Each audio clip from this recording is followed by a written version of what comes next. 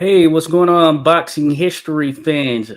Have a special show for you here tonight, and I think you're going to really enjoy it because we have a special guest. So, a special show requires a special guest, and this is someone who spent a number of years with the greatest himself there, Muhammad Ali, and that name goes without saying, of course.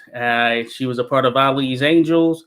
She's actually has a working title for a book that is in the process right now. So I want to definitely send a warm welcome, and I want everyone else to send a warm welcome to Miss Kelly Reilly Baldwin. How are you there, Kelly? Thank you, Joshua. I'm doing great. Ready for our talk. Excited to be here. Awesome, awesome. Per usual, we thank everyone for being here in the mix with us. And hey, do us a comment or do us a favor, like, subscribe. So thank you to those that have dropped in already. CJ, appreciate you there, CJ, for dropping in and becoming a member there. Hey, CJ, good stuff right there. Appreciate you full fledged right there. So thank you for sure. So hey, be sure to check him out, folks. Thank you to Random Acoustic Thoughts for dropping in, Mr. GG. And of course, K Baldwin or KC Baldwin. Okay, how's it going there, Casey? Appreciate you dropping by. All right. So yeah, we're gonna go for about an hour, somewhere around that time frame. But Kelly, yes, so great to have you here. I know we were interacting on Blue Sky, and I had saw you on another interview there, seafood podcast or something of that nature. Right. And I was like, I need to reach out to her right there because that story is pretty amazing there. So first and foremost, for those that are kind of new into the fold here in understanding from a boxing perspective, who could you give them an idea of who you are there, Kelly, and kind of how you got tied to Muhammad Ali? Who I am from a boxing perspective, you're asking. Yes, or at Right. least your role there in the sport and some of that cross intersection that happened there in the sport of boxing.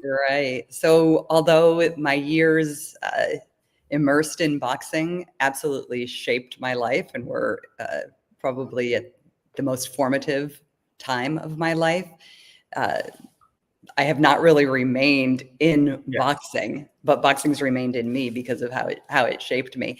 But I met Muhammad Ali when I was 13 years old. I was a mid-market model in Cleveland, Ohio.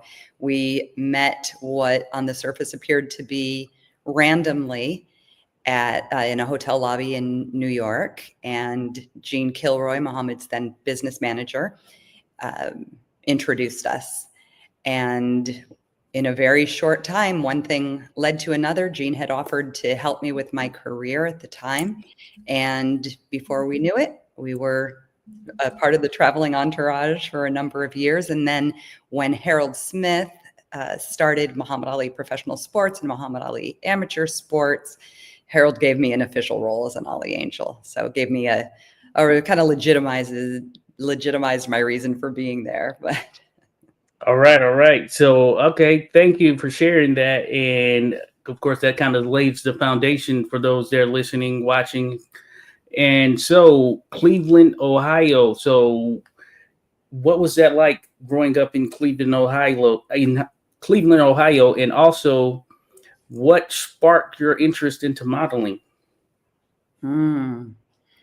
That's a deeper question than it sounds. Mhm. Cleveland, Ohio. Yeah, I grew up in Strongsville, actually, which is a suburb on the west side of Cleveland. Okay. And this was 1978. So it was a pretty segregated part of town. And it was just middle America, a very average white Midwestern kind of place. And I think that my interest in modeling started because I was a little girl whose parents got divorced when they were young. When my dad left, I took it very personally, as I know a lot of young girls do. I didn't see it as just being about my parents' marriage. I felt that I was somehow not good enough for my dad to stay. And I think I was looking from that point on for some sort of validation. I wanted to prove that I was worthy, special, beautiful, lovable, whatever. Modeling seemed, it's a superficial way to do that, but I think it seemed like a way to do that, to be just very honest. Okay, awesome. And yeah, just thinking from that perspective, modeling, of course, we see that today. We know a number of models who have reached this sort of global status, all of that stuff. From your perspective, I did want to ask, and I had this question actually written down. Like, if you were speaking to someone looking to enter the business, what would you tell them? I think to enter for the right reasons would be important. Certainly, while I say it was a superficial way for me to try to prove my worth, there's nothing wrong with modeling as a career. It can be an excellent career for some people, but make sure you're entering it for the right reasons, and that your validation is not coming from landing a job, from other people's opinion of your being beautiful enough or thin enough or tall enough, but that your self-worth comes from who you know yourself to be. And that is one of the biggest lessons I learned from Muhammad as well. Okay, awesome. Yes, hey, thanks for sharing. And speaking of Muhammad, so I was listening to another interview that you were part of, and you mentioned that it just so happened to be sort of a happen chance meeting that came about. Could you explain how you ended up actually meeting Muhammad Ali? Yeah. I had been on modeling appointments, my mom and I, and on the way back to the hotel, I was discouraged and I left my portfolio on the floor of the taxi. And when I walked into the hotel and realized what I had done, I panicked and teared up, was very upset. And apparently it was evident. And Muhammad being Muhammad, when he sees someone with a need, even if he doesn't know what it is, he looks at people, he looked at people and saw that they needed something and tried to find a way to help. And so Muhammad, seeing me upset in the lobby, sent Jean over to ask my mom and I if we were all right, if we needed anything. When I told Jean what had happened, he said, "Don't worry about it. We'll work it out. Come on over and meet the champ." And that's what we did. And we did work it out. For those that don't know, who is Gene? Gene is Muhammad's business manager. He met Muhammad in Rome in 1960 at the Olympics and was with him in one capacity or another for the rest of Muhammad's life. And Muhammad Herbert Muhammad was also a manager of Muhammad's, but they each had different roles that they handled. And Gene was a very close friend and confidant of Muhammad's as well. Okay, awesome. Hey, yeah, every day you don't run into a world champion or someone at the level of kind of stardom or mega stardom, yes, beyond all walks there of Muhammad Ali. Now, did you know who he was at the time, essentially? Of course. I was not a boxing fan. I was a cheerleader. I had a horse that I loved to ride. I liked to sail and ski, but I was not into boxing at all. But you did not have to be into boxing to know who Muhammad was. This was not 1960 where you had to watch him in the Olympics, or even 1964 when he won the title for the first time. This was 1978, and he had already become an absolute icon. And he was everywhere, and on the cover of hundreds of magazines, thousands perhaps, on TV commercials, and of course in the ring. But everyone knew who Muhammad was, even a 13-year-old girl who maybe had never watched a full boxing match in her life. All right, yeah, and the funny thing is, a lot of us, we get introduced to the sport at a young age, usually through someone else, or just, hey, maybe we're watching television, or at least depending on the time frame, listening to the radio back in the day or anything of that nature. And it just seems to happen. But that's pretty awesome right there, running into Muhammad Ali. Yeah. And then the circumstances. Did you ever recover or find that modeling portfolio? Yeah, Jean found it for me. He got it. I don't know how he did it. He doesn't remember how he did it. I still talk to Gene all the time. He's the last living member of Muhammad's tightest inner circle. And we talk every week at least. So he doesn't remember how he got it. I think he called taxi companies or something. I'm not sure, but he got it back. And then it didn't even really matter that much because he made sure I got newer, better photos going forward. So and that, it would have been all right. Okay, and I do recall kind of hearing of that story. So it just so happens with that sort of meeting of Muhammad Ali, you ended up being able to be in communication. And I was listening to a previous podcast you had done, and you were invited out to one of his camps, I believe in Pennsylvania or something of that nature. Deer Lake, yes. Okay, Deer Lake, Pennsylvania. There. So, what kind of led to that? At least from a communication standpoint, and how was it? At least just going through that process there the first time. Well, the first time I went to Deer Lake was not when I went for modeling. Really, it was. I went a very short time after the initial meeting. I went, and it was a little tricky because my parents were divorced and I was staying with my biological father in New Jersey for the summer. Mm-hmm. And when Muhammad and Gene invited me to come, I was, with my dad. My dad didn't really approve of modeling and so forth, but he was delighted to take me to Deer Lake to meet Muhammad because he wanted to meet Muhammad. So we went and we brought the whole motley crew, my siblings and my cousin and my uncle, and everyone came to Deer Lake. And that was an awesome first trip there. And we got to watch Muhammad spar, and I did do a number of photos and had a great time. It's a beautiful place. I've been back a couple times this year. It's just a very special place, like the holy land of boxing. If you haven't been and you're a boxing fan, you really ought to make your way out there. But that was awesome. And then a few months later is when they invited me back because Cheryl Teagues, who was the #1 supermodel at the time, was going to be interviewing Muhammad for Good Morning America. She and David Hartman had come out, and it was when he was training for the rematch with Leon Spinks. Okay. And we went there, and I got to watch them shoot their interview, and then got to spend a good amount of time with Cheryl afterwards so she could give me some pointers and things. And one of the things she said was, the best advice I can give you is to take any job you can get. And that was when we started talking about carrying cards in the ring. And I was like, I guess I can do that. Wow, that's amazing. And at this time, you were you 13 at this time, right? Or I was 13 when we met. I turned 14 the month that I went up my second trip to camp. That was September, and then my birthday is in September. I turned 14. Oh, wow. And so at that particular time, you had the opportunity to meet, I guess, the top supermodel there. And yeah, I'd imagine that I'd imagine I'd be giddy or something of that nature just for that process.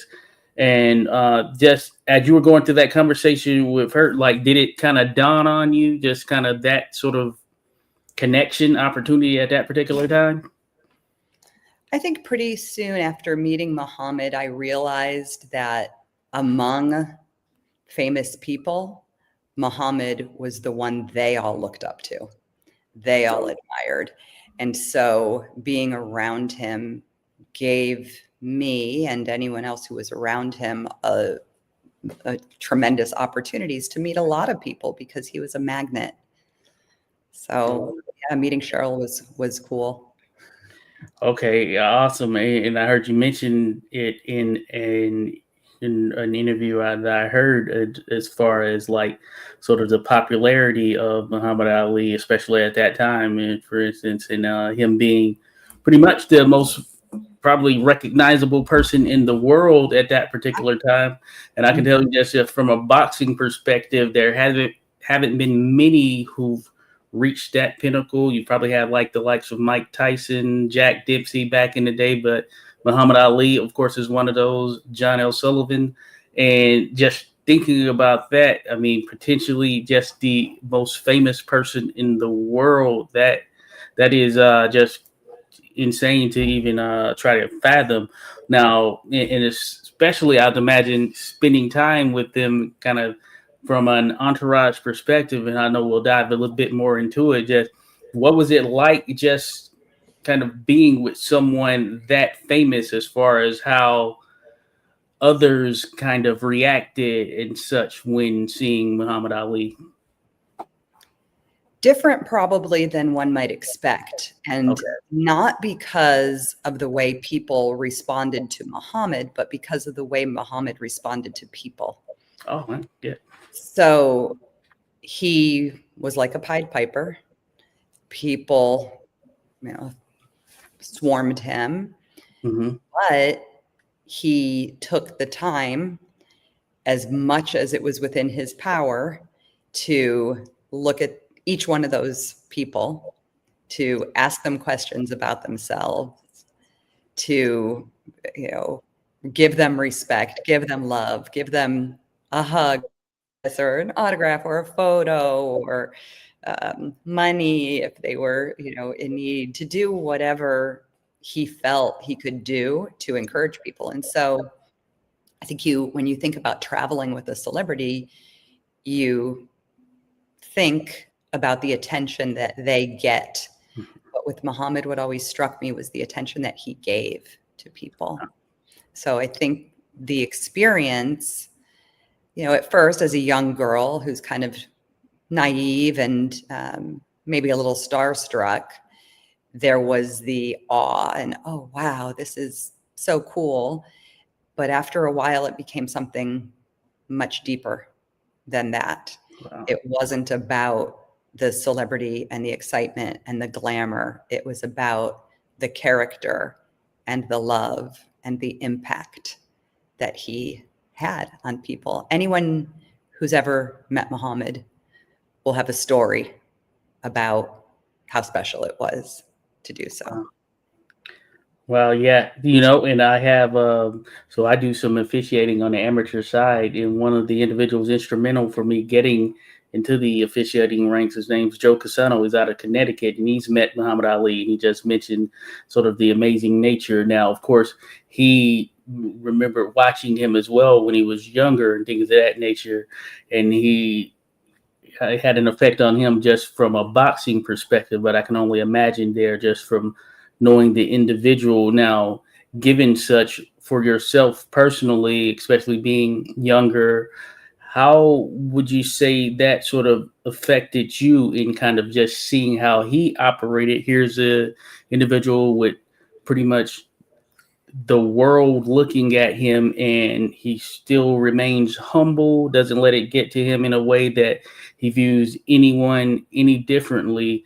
How would you say that affected you, just from being able to see that and then where you are now in life? I was blown away by it, and it made me respect him so much, and it changed the way I think I view people and the way I view myself and the world.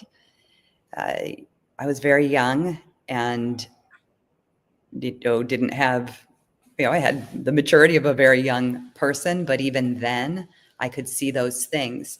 And as I've grown, and even in the process of writing my book and Hmm.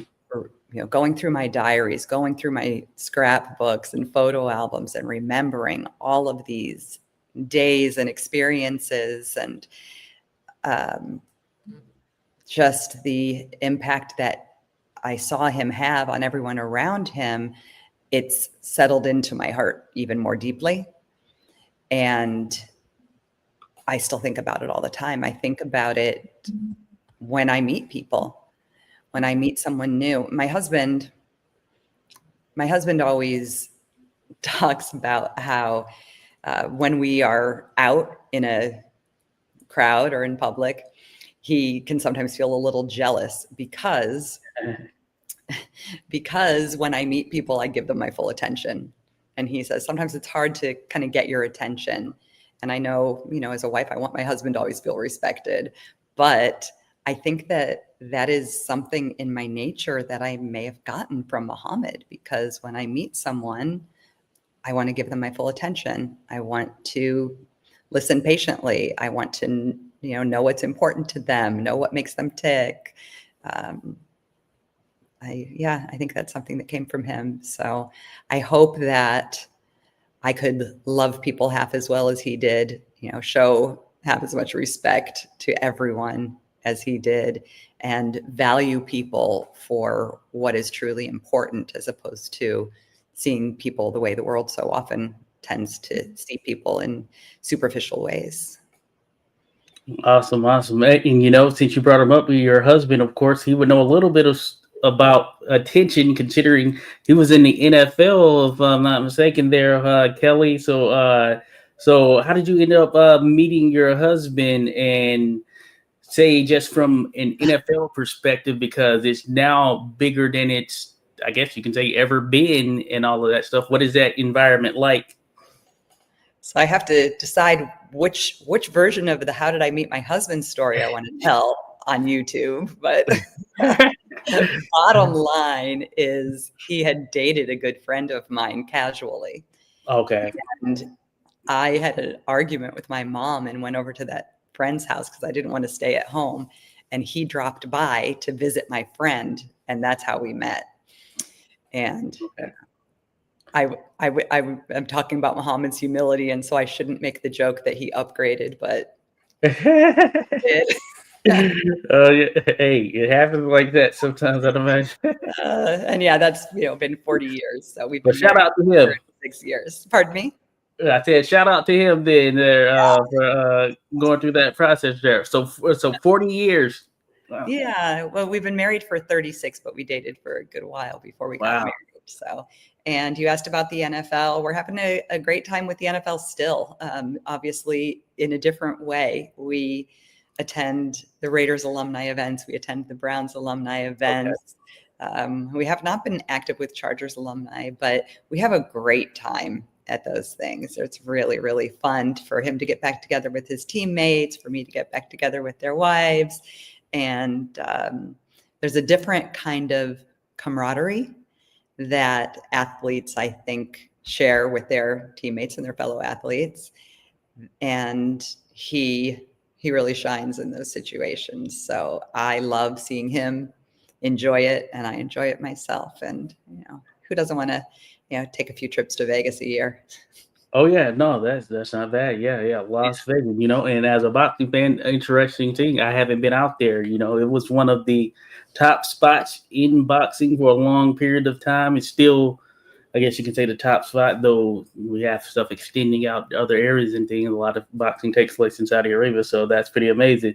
Now, I must say, since we're here, what was it like sort of being a Cleveland fan here over these, I'm assuming like sort of a fan and follower there over the years, even though they're working some things. They've had some good years here recently.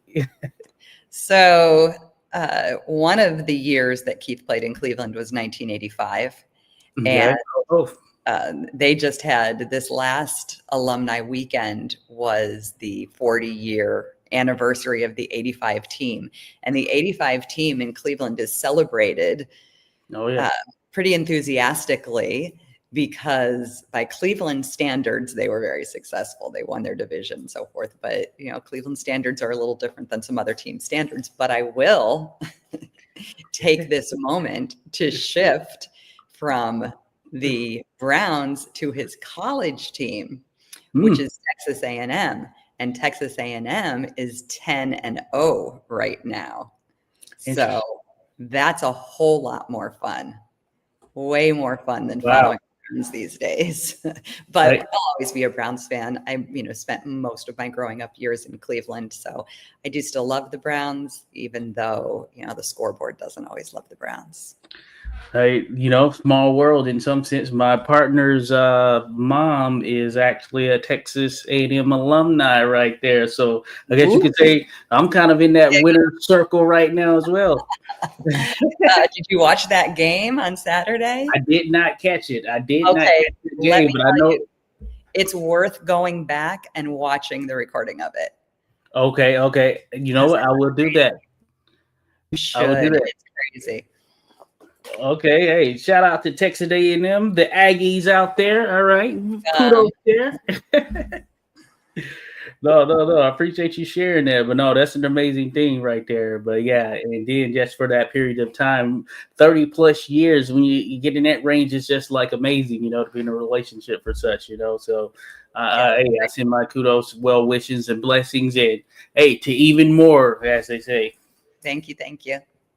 No problem. And so yeah, that's so. I mean, you've had heck of a life there, dealing with Muhammad Ali, being around some of these teams, your husband there, all of that stuff. That's pretty amazing right there. Not everyone gets to divulge into in kind of just such an array right there. So, just thinking about it from that perspective, do you sometimes ever just kind of like pinch yourself and just like, wow, just kind of look back and think like, man, just such an amazing thing there, just from a life perspective. Do you ever kind of do that? Just kind of pinch yourself thinking about that? Yeah, I feel very fortunate for so many things, and those that you mentioned are among them. They're certainly not the totality of the things that I feel very fortunate about, but um, again, I'd circle back and say it's not even because Muhammad was so famous or my husband played in the NFL. I am Mm-hmm. very grateful for Muhammad. I am very grateful for my husband and feel so fortunate that I've had each of them in my life in their own ways, but not because of their sport, but because of the people that they are. Awesome. No, appreciate you sharing that. Of course, for those just joining, those that may be tuning in here around this particular period of time, we're here with Kelly Reilly Baldwin, and she spent a number of years with Muhammad Ali. I want to say around five, six, somewhere in that range there. She's a part of the Ali Angels, which we'll get to there for sure. And we appreciate her being here. Be sure to check out her website as well, folks, www.kellyreillybaldwin.com. Easy enough. As a matter of fact, if you're watching visually, you'll see it there to the top right of your screen, essentially. So you can just go by there, visit, and stay tuned for a book that is on the way here at some point. The working title is listed there at the bottom. And I appreciate you being here, Kelly. I wanted to dive a bit further. So you get to sort of that Deer Lake camp. Just what is that like for you in terms of? I want to just get it from a person just there being around sort of the boxing environment for the first time. I know you were a little bit younger, just being around that environment. Kind of what was that like for you? We watched Muhammad at Deer Lake. We watched Muhammad train, Mm-hmm. spar. There was one kind of funny moment where I was in the gym. My mom, my friend Christine, and I were in the gym. No one else was in the gym. And I was just messing around with the speed bag. Didn't know Mm-hmm. what to do with the speed bag, but was messing around. And then Muhammad came in and gave me a little impromptu lesson on how to hit a speed bag. That's kind of special. Teasing me about, I'm going to break a nail and so on and so forth. But we had, I wrote about that in my diary. So I even remember some of the exact words he said because, I had those recorded. So that's pretty special. But yeah, it wasn't long after that when we started going to fights. And to this day, I care about sports when I have a personal connection to the sport. And because soon after we met Muhammad, I met his amateur boxing team. And I don't know if you know anything about the team or if your viewers know anything about the amateur boxing team, but I think if I'm remembering correctly, 5 of the 12 guys on the amateur team went on to become world champions when they turned pro. Oh, yeah. So the goal of that team was to find the most promising amateurs in each weight class, to train them for the 1980 Olympics.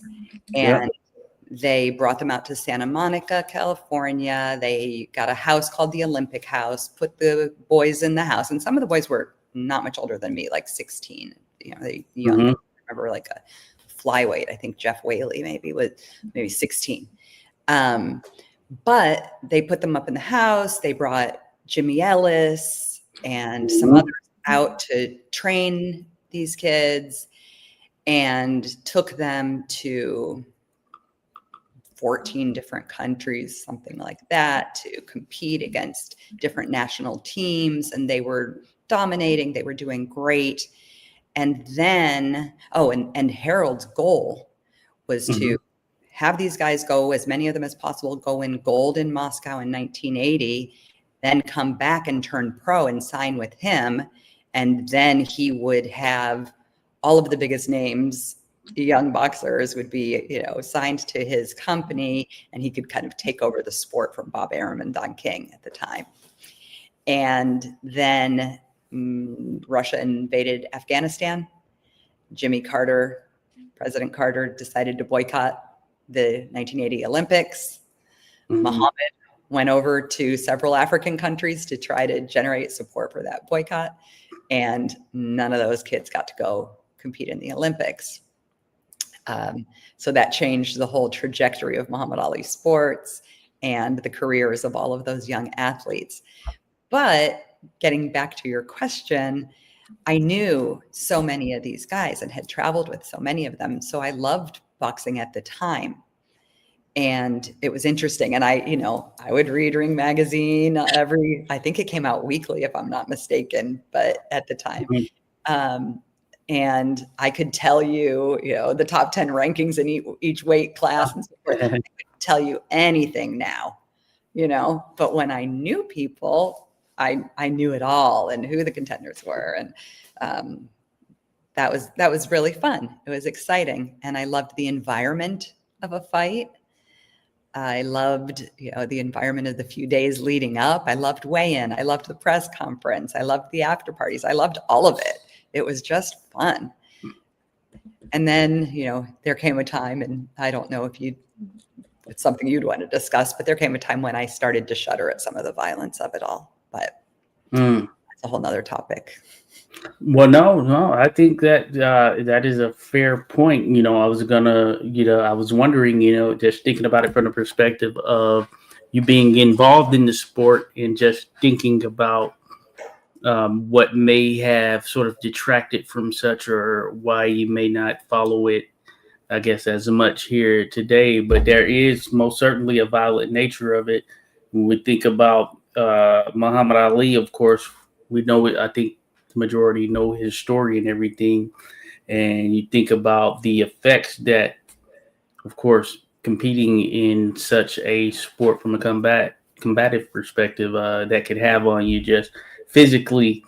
And so I do understand from that perspective. One of the questions I asked myself, and I've asked this with my partner, is like, hey, I'll just think about even going further back. If this was, say, ancient Rome or something like that, would I sit there and watch gladiators go at it or fight or anything of that nature? And a part of me tells myself that no, why would I want to do that, such a thing? But I'm thinking from here sort of a modern perspective. So there is a violent nature to boxing and just combat sports in general, so I can certainly understand. So is that kind of one of the reasons you don't follow it as much today, just kind of that violent nature of it? Yeah, I saw some pretty serious knockouts. I saw, and I'm not remembering his name right now, but I saw a guy get knocked out who died from the injuries. Oh, wow. And I think about, one of the ones that I think about a lot is John Tate, when Mike Weaver knocked out John Tate to win the title, and John stayed, fell like a tree and stayed face down on the canvas for what seemed like an hour. I know it was not anywhere near that long, but just is wondering, is he dead, in the ring? And then I think it was like 3 months later, John fought Trevor Berbick and had an equally horrific, suffered an equally horrific knockout where he was literally kind of hanging over the edge of the apron. And it was just so awful to see. And then I remember the first time I noticed Muhammad slurring his speech. And I know Parkinson's affects a number of people who never played contact sports. Mm-hmm. So no one will probably ever know if Muhammad's Parkinson's came from boxing. It may have, it may not have. Little old lady can get Parkinson's disease and she never, did anything that would have caused it in that way. It's a disease. Mm-hmm. So I understand that. But when I first noticed Muhammad slurring, it was in Montreal at Leonard Duran. And it was before he fought Holmes. Oh, yeah. But he was already slurring, already his volume in his voice was lessening. And I remember worrying about him fighting again. And I think that just the violence of the sport began to weigh heavily on me. And I felt it, in my chest and my gut. As I talk about it now, I feel it in my gut. I feel the way I felt listening to Muhammad in Montreal and yet knowing that he had already signed to fight Larry Holmes. And then even now, I remain friends with a number of former fighters and I know that they've been impacted by their time in the ring. So. Yeah, and that's deep, and I certainly understand from a few different perspectives, of course, being involved in it now as an official since late 2015, just seeing it. And of course, it starts out, you're doing things on the amateur side. There are a number of young kids there, and that's where things stand with me in terms of where I still officiate there on the amateur side. But being connected to a number of pros and all that stuff, it is a serious thing. And I can only imagine just kind of seeing that, certainly as it's playing out, things of that nature. Still to this day, I haven't seen the entirety of that Muhammad Ali versus Larry Holmes fight. I've Too seen hard to watch. Highlights. Correct. Because he's like probably my favorite fighter. Certainly one of the. I have a sort of contortment of a few of them, but certainly he's one of them. I have a number of pieces of memorabilia here. It can't be seen here on camera. So yeah. Oh yeah, and I see right behind you, right there. I was thinking to myself, wow, that looks pretty nice right there. But so yeah, hard to watch right there. And you think about that. So these individuals, they sort of put their lives on the line, and that's like the actual truth right there. Or just going through that process, competing there in the ring for our entertainment. And I can only imagine, like from your perspective, at least. Seeing them, especially when they're in a state where you can visually see that, hey, they're slightly different, but they're still competing, So I can only imagine that is like something that is sort of tough to deal with. And then for someone like Muhammad, who was just like mega star, larger than life individual, and you spent some time with the entourage and things of that nature. So from your perspective, we know he fought when he was past his best, past his prime, essentially. And he was someone who just had this personality. He was so open, things of that nature. With the entourage in itself, do you think that it was a situation where, even though I'm sure there might have been some who are saying, hey, like maybe we shouldn't go this route, and I've heard and read different things, all of that stuff, as far as him continuing to fight and sort of his want and need to fight, do you think it was more so that's the competitive nature of it? What do you think it was that kind of drove him to, just from your perspective, of course, and I know you're not in his head there, to continue on just from being around him? Was it that competitive nature? I don't know. Okay. I think he loved to compete, and I think he loved boxing. I will say that I think the main thing that he loved about boxing was that it gave him a platform to do more important things and to speak out to the world about his convictions and about equality and about racism and about respect for all people. And boxing was a great vehicle for him to, get a pulpit. And had he not been so fabulous and gifted and beautiful to watch in the ring, I talk about all the ugly part of boxing, but he was beautiful to watch in the ring. So talented, so graceful, so fast. Had it not been for all that he could achieve and did achieve in the ring, people wouldn't have listened to him in the same way. And he believed that he was given those gifts by God and wanted to use them to the fullest extent that he could to honor God and help God's children. So if that is what inspired him to go as long as he felt he possibly could, that wouldn't surprise me.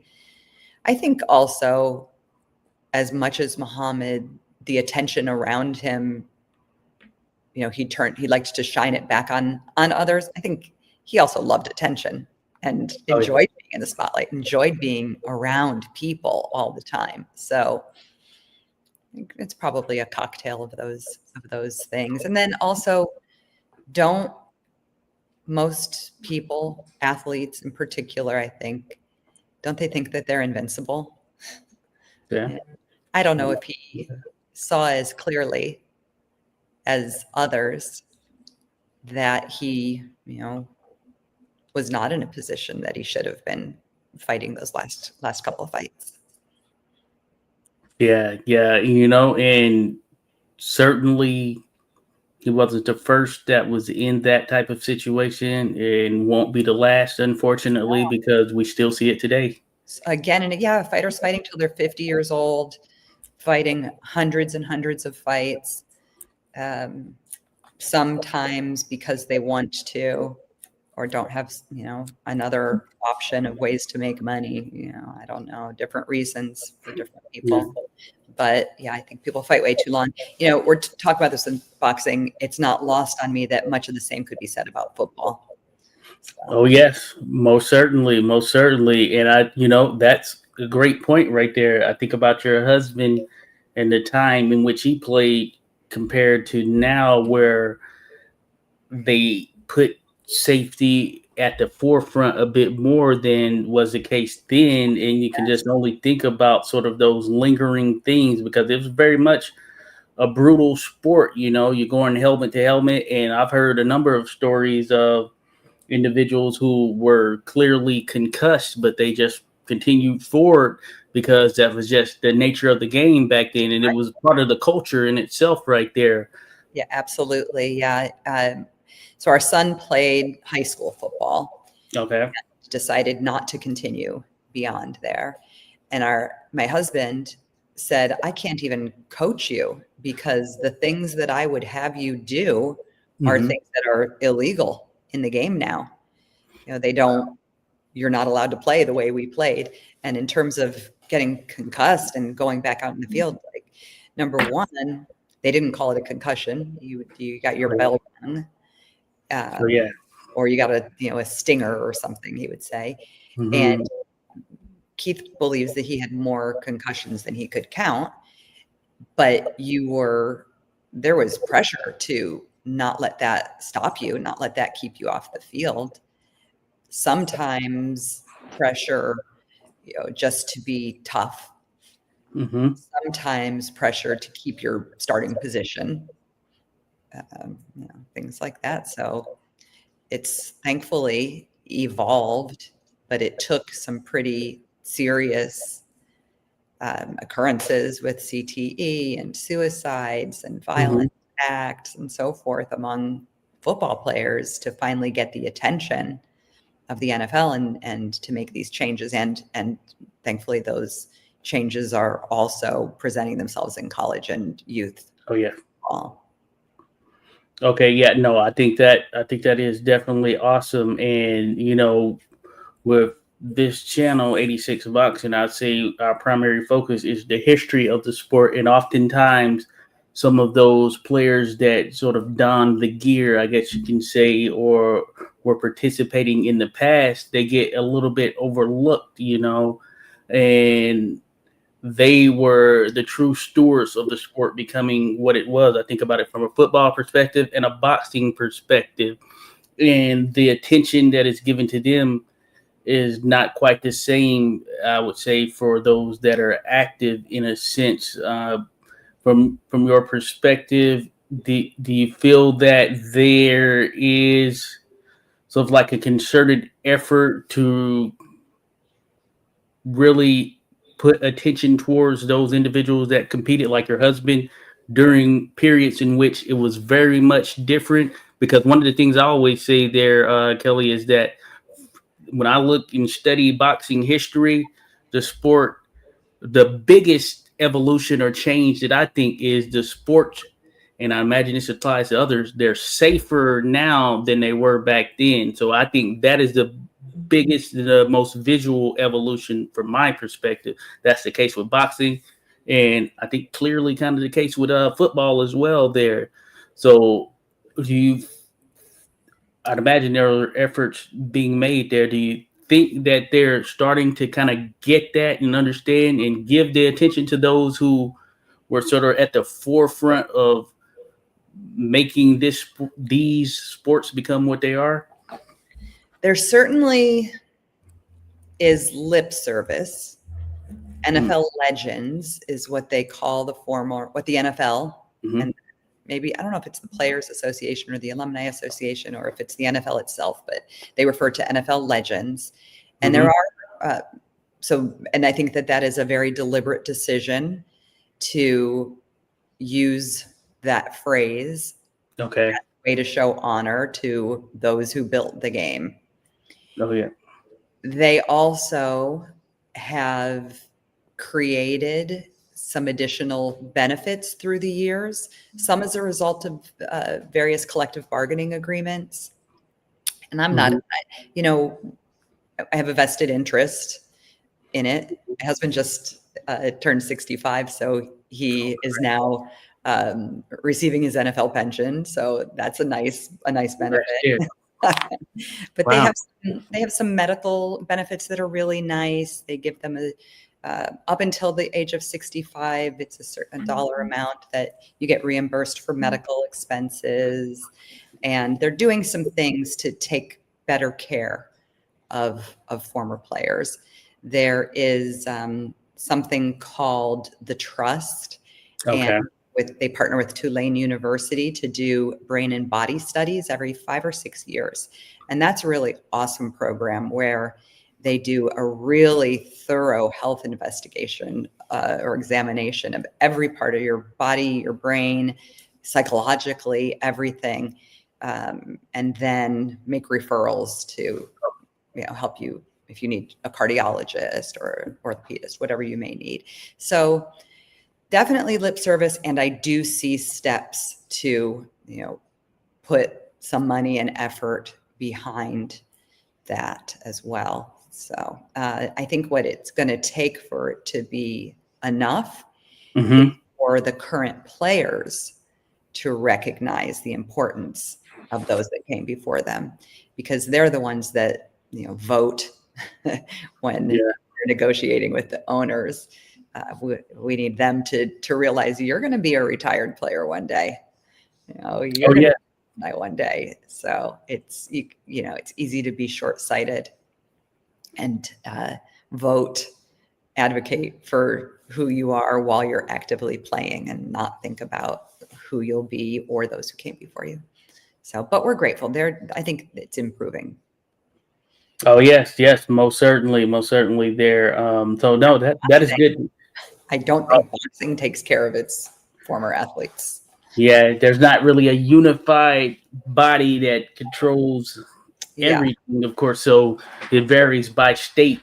Yeah, Eddie Mustafa Muhammad, who was a former lightweight champion, he worked real hard, and I can't remember who he partnered with to try to create kind of a union situation. Oh, yes, yes. But I don't think that it was able to gain the traction that it should have. Mm-hmm.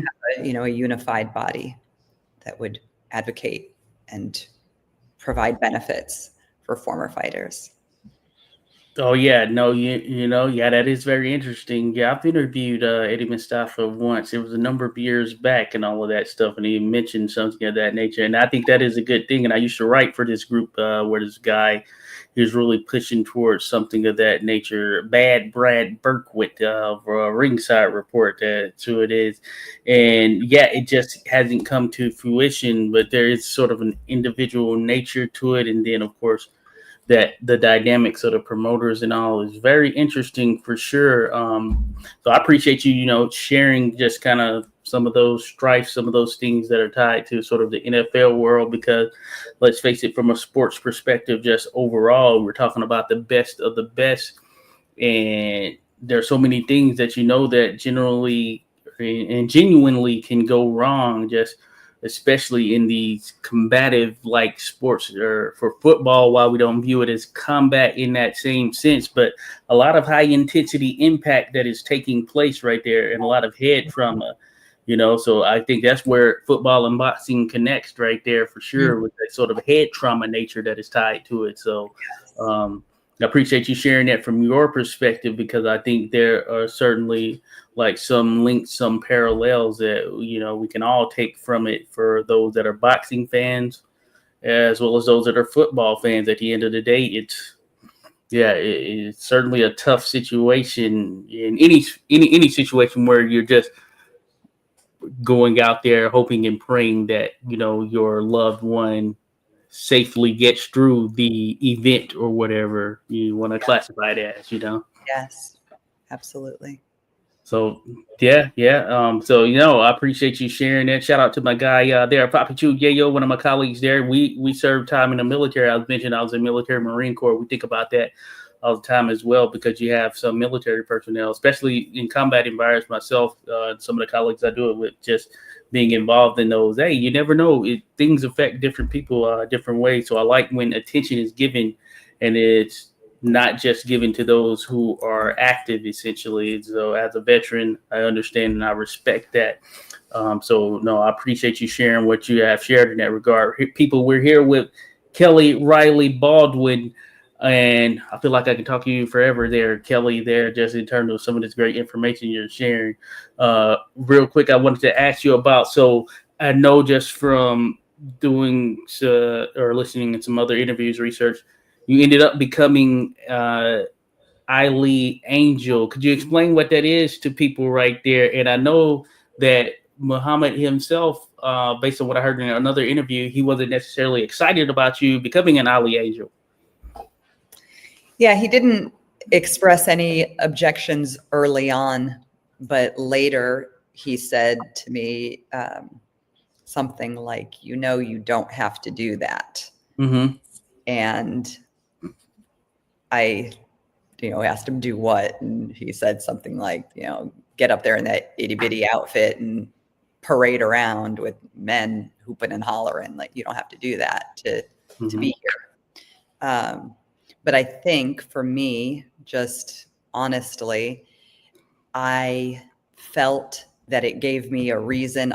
I didn't want to be a hanger-on. I didn't want to be a groupie. I didn't want to, be that. And sometimes before I started working as an Ollie Angel, I think people wondered, why is this girl and her mom, why are they with us? Why are they here? And maybe they didn't. Maybe they didn't wonder that at all. Maybe it was just my own insecurities. But when I was asked to do it, I was excited to do it. And then throughout the years, there were times and situations where I felt uncomfortable about it. Okay. Either in the way someone reacted to me doing that, or I know once there was a fight. I can't remember where it was right now, but there was a fight that I didn't work in the ring. And I watched. And I remember looking at and listening to the way the crowd reacted to the girls. And sitting there and not being one of the girls that night, I felt like I saw it differently, and it made me uncomfortable. So there were a number of times when I, came to feel uncomfortable about it. But early on, I was excited and felt, I mentioned at the beginning of our talk that I was looking for validation, wanting to feel important and special. And I think I felt that way in doing that at the beginning. I'm an Ollie Angel. I had my Ollie Angel t-shirt. I got to give interviews. It wasn't just being a ring card girl. A ring card girl was part of it, a big part of it.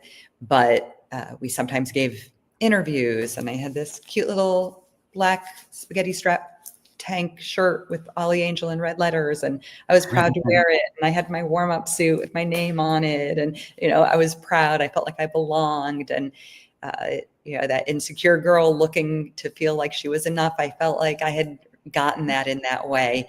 And then as I matured, as my friendship with Muhammad grew, as I just developed more into a young woman emotionally and kind of began to heal myself and become more authentically me, and not worrying about how other people saw me, but worrying about who I was and how I saw myself, then it was something that I was ready to pull away from. Hey, I think that is certainly deep and potentially kind of worthy of a show on its own in some sense. I just think about it from my own sort of journey in the sport of boxing. I'm thinking about the amount of women that have played a major role in my development, my connections, and all of that stuff. I think about Candy Jacobs, Tamara McKinney, Latasha Washington. She's one of the top officials there in the world. And I just think about there's so many roles, and that's one of the things, and I'm sure you probably saw it. There are women that have an impact on the sport who are actually involved in working in the sport on the back end that people don't get to necessarily see visually, or they just don't know. But I think that my success has been attributed to a lot of the women in the sport who have taken that time to kind of show me the ropes and all of that stuff. Do you know Shelly Williams? Shelly Williams. I'm not sure. Shelly is a woman of boxing, and she was a manager. Okay. Managed male fighters. And she's a good friend of mine, lives in Vegas. She's in, I think, 15 boxing Hall of Fames. Oh, so wow. When I think of women of boxing, from my era, I think about Shelly. Okay. Oh well, no, that's pretty awesome right there. I think I have heard the name actually. I have heard the name Shelly Williams. Now that I think about it, I need to look up some additional things to kind of get those reflections back there. But I think that is an amazing thing, and that's something like on this channel, especially even when I do some collaborations with my colleagues, we try to push forward some of the women in the sport who are doing great things. They're on whether that's outside of the ring, in the ring, whatever it may be. And she moved from boxing and then became very instrumental in MMA as well. I don't know. Okay. She'll have to tell you at some point. Oh yeah. Okay. Great. Right there. Yeah, I'm definitely gonna tap into that a bit more. And just, I know you don't follow the sport as much here these days, but things have, or at least I would say the exposure, sort of the financial aspect that has increased for women here over more of these modern times, which I think is a great thing. They are headlining more shows, and they're showing that they can provide that same financial benefit and things of that nature on this channel. We definitely like to highlight and recognize that as well. So I think that sort of puts emphasis on how just women in general impact not only this sport, but just other sports, I'd imagine, yeah.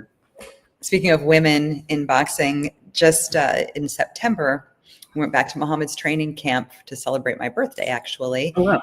And there was an event there, the 50th anniversary of the Thrilla in Manila. Oh, wow. And one of Muhammad's daughters, Kalia Ali, was there, and Jackie Frazier was there. So a representative of the Ali family and the Frazier family. And as speaking of women fighters, you may remember Layla Ali and Jackie Frazier fighting. So yes. Kind of cool. Oh, no doubt about it. I actually follow Layla.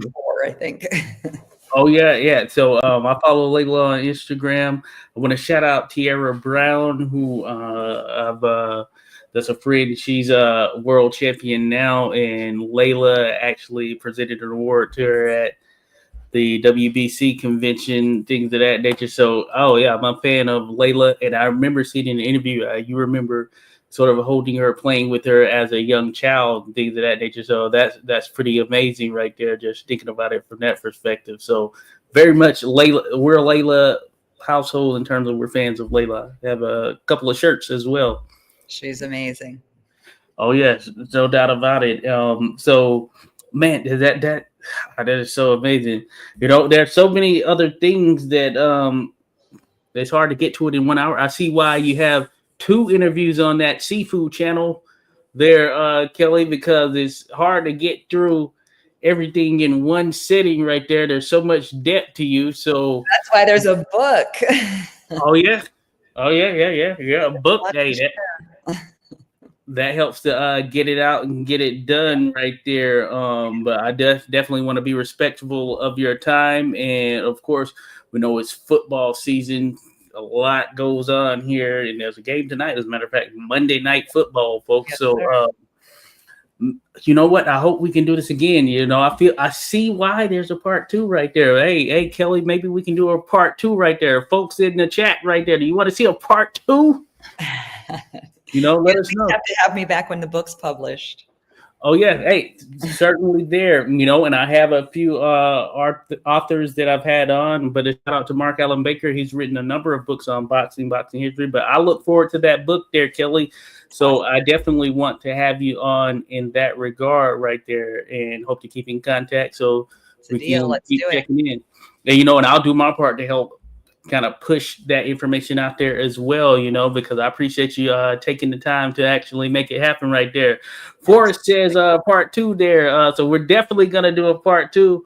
We're definitely going to do a part 2 there, Kelly, because I feel like there's so much that we can continue to talk about. We can do a book review, all that stuff that Ernest mentions it there.